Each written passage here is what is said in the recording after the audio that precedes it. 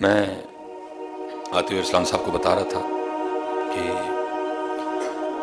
ہم bread Ford نے ایک ہوٹل میں بیٹھے کھانا کھا رہے ہیں، ٹھیک ہے، تو بہرحال اس سے کچھ گفتگو ہوئی، میں نے بھی اس سے سوال کیے، اس نے اس کے جواب بھی دیے۔ حضرت جی میں نے اس کو چیک کرتے دیکھا، اس نے اندر سے نہیں، جو لوگ کھانا کھا رہے تھے نا ان میں سے کھانے میں سے تھوڑا سا آئل اٹھایا، اس نے اس آئل کو بھی چیک کیا کہ آیا یہ آئل اس لائق ہے کہ انسانی وجود میں جا سکے۔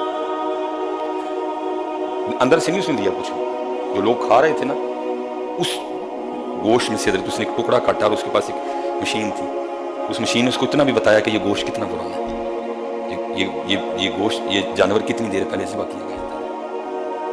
اور پھر وہ کافر تھا جس کا ہوٹل تھا، وہ پشاور کا پٹھان تھا، وہ مجھے بتانے لگا، وہ کہنے لگا حضرت جب یہ ڈیوٹی پہ آتا ہے نا تو ظاہر ہے اس نے بیٹھنا ہے، چیکنگ کرنی ہے، رپورٹ لکھنی ہے، کہتا ہے جس دن چیکنگ پہ آتا ہے نا اگر کوئی کافی وغیرہ لے گا، کوئی میری دکان سے چیز لے گا، اس کے پیسے پے کرتا ہے، اس نے کچھ بھی فری نہیں کھاتا مجھ سے، ویسے اگر آئے گا تو ویسے بھی نہیں، لیکن اس دن تو سوال ہی نہیں اٹھتا ہے حضرت، وہ کہتا ہے نہیں آج میں ڈیوٹی پہ ہوں، آج میں ہر چیز تم سے پیسے سے لوں گا۔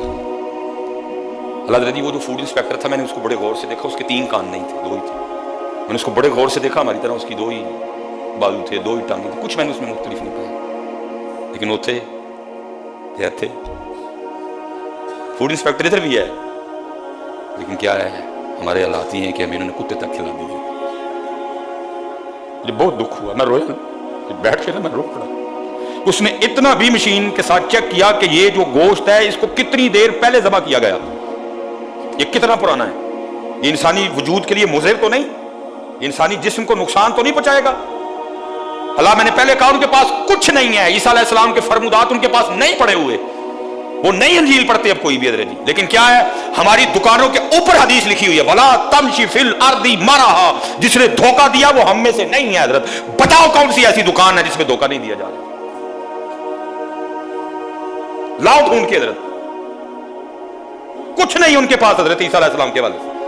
میں نے ان کی کسی دکان پہ کسی ہوٹل پہ نہیں لکھا کہ حضرت عیسیٰ علیہ السلام لکھا پڑھا کہ عیسیٰ علیہ السلام نے یہ کہا تھا، کہیں نہیں لکھا حضرت جی، ساڑھی ہر دکان پہ لکھا ہے وَلَا تَمْشِ فِي الْأَرْضِ مَرَحًا، میرے نبی کا فرمان ہے جس نے دھوکہ دیا وہ ہم میں سے نہیں ہے، بتاؤ کون نہیں دے رہا؟ اس لیے حضرت بڑا وقت ہم نے ضائع کر لیا، اب کوئی عملی کا ذہن بناؤ، ہم نے کچھ کرنا ہے، پاکستان کے حوالے سے ہم نے کچھ کرنا ہے، اپنی قوم کے حوالے سے۔ یہ حضرت جی یہ تب ٹھیک ہونا ہے جب آپ اور میں شروع کریں گے، جتنی دیر تک آپ نے اور میں نے نہیں کرنا، سارا کچھ حکمرانوں پہ ڈال کے آپ نے بھی ویلا ہو کے بیٹھ جانا، میں نے بھی ویلا ہو کے بیٹھ جانا، کچھ نہیں۔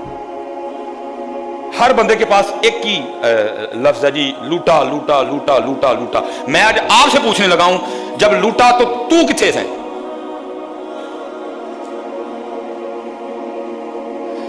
خدا محفوظ رکھے، اللہ محفوظ رکھے، اللہ گھر میں خدا نہ خواستہ چور آ جائے تو کیا کریں گے؟ چپ کر کے لیٹے گئے؟ تو جب ملک میں چور آئے تھے کیوں چپ رہے سارے؟ ہر بندے کے پاس ایک ہی ہے، اس نے لوٹا، ٹھیک ہے، میں نہیں انکاری کہ نہیں لوٹا۔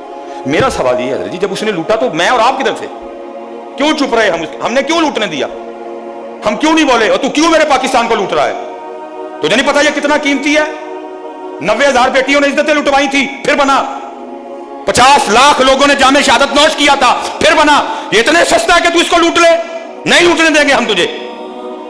وہ لوٹتے رہے، ہم بھی ساتھ لگ کے لوٹتے رہے، سب کے پاس ایک نہیں، لوٹا لوٹا لوٹا۔ حضرت جی بڑی دیر ہم لوٹا لوٹا کھیل چکے، اب اٹھو